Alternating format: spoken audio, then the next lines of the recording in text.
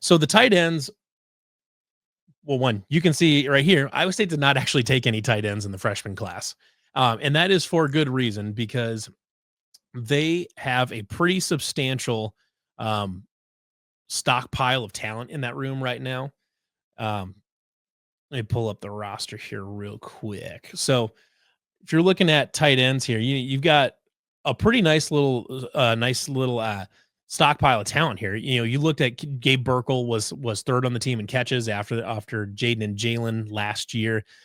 Mainly, I think he stepped up big time in his role. One of the guys that I think that we thought was gonna be have a bigger role last year was Ben Bramer, but he had a lot of injury problems last year, just couldn't quite stay healthy. Only played I think 8 games. This is a guy next year, if he can stay healthy, that next year you're looking at Ben Bramer being, hopefully being a um, like a second team all Big 12, first team all Big 12 type of guy. That's who you hope. Um, that's who you really hope can be your guy next year. Um, but you don't necessarily need him because you can lean right back on Gabe Burkle, who played a lot of really, really nice snaps last year at tight end. He's a good run blocker. He's a he's a massive human being. Um, it unsorted my roster here, so let me resort here so I can isolate my tight ends. So Gabe Burkle's a humongous human being. He is, let me see if I can find it again. Yeah, he's 6'6", 260. He's huge. He's like the size of like Dylan Sainer, if anybody remembers Dylan Sainer. Um, you've got a lot of talent there, but then behind him, a bunch of other really good, really talented guys. Cooper Alexander was a very highly touted freshman out of Oklahoma that I would say beat out Oklahoma to get. Um, Tyler Moore is a guy that he's been mostly a run blocker up to this point in his career, but we've seen his pass catching chops, and he can catch some balls and run after the catch a little bit. So we'll see what they use there. You've got a plethora of talent here.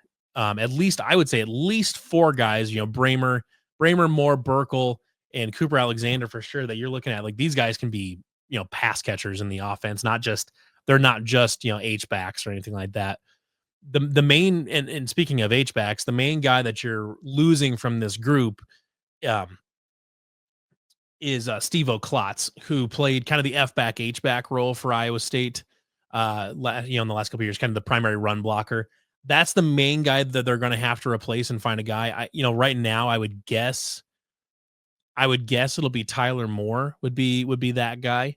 I'm not 100% sure, but we'll see. Someone in that group is going to be the Steve Klotz, Samson Buckner, that kind of role, where it's just a hard nosed dude that just goes out and runs people over in run blocking when you get guys running downfield. The first guy through the A gap on some of those dive plays that they like to run. I think there's a reason they didn't take a freshman tight end here, and I think it's because they've just got a ton of depth in this room that they've built up. Keaton, and don't forget about Keaton Roskop. He was a nice recruit there out of Linmar, in Marion.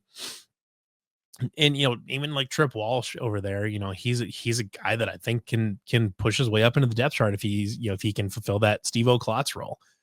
So, but the tight ends here are there's a nice group here. In the past we've seen Iowa State when you had Charlie Kohler and Chase Allen and Dylan Sainer and Sam Seed Buckner, we were seeing them go with 12, 13 personnel, 13 personnel quite a bit, and had great success with it. Now you're going to use that mostly when you can get a really good running game put together, and when you have Dave Montgomery and Breece Hall, it's really easy to put a good running game together because you just got to give them the ball. But you think if you think going into next year that you've got another really good running game, you've got a really good running game on deck with Carson Hansen, Abusama Dylan Lee. If you think you've got the running game to do it, you could see more 13 personnel. They've got the talent here. It would not shock me to see multiple formations there where you've got Ben Bramer, Tyler Moore, and Gabe Burkle all on the field together. Or if you want to go 3 receiving tight ends, Cooper Alexander, Gabe Burkle, and Ben Bramer all on the field at the same time. I wouldn't be shocked to see that, especially like in the opener against Kansas State when you could throw all sorts of weird stuff at them. So it's a really exciting position group. Caden says he's he's got Iowa State as a college football playoff contender pick. Caden, I am in agreement with you. I know that I'm biased here, but I do think that Iowa State is a playoff contender next year because I think that they are a Big 12 contender, and if you are a contender to win the Big 12, then you are a contender to make the college football playoff. So I think I think you're absolutely justified in saying that. I will be more and more on board as we see news come out about who's emerging at receiver, who's emerging as the second corner, what the offensive line is looking like, and the defensive line as well. When we see more information about those, I'll be even more on that train. But I think right now the potential is absolutely there um, for Iowa State to get to the playoff and to win their first Big 12 title and to get to the first Big 12 title since World War One, and get to the playoff. So he wouldn't be shocked if Iowa State beats Clemson in the playoffs. I It was interesting. It was about a month ago, month and a half ago now. Actually almost 2 months ago now, after the national title game, I went through. We did an episode on here where we talked about the college football playoff bracket from this season and talked about which teams Iowa State, had a good chance to beat, had an okay chance to beat. It's a 50-50, and which ones it'd be an upset type of thing. And I had Clemson as a team that Iowa State could have beaten.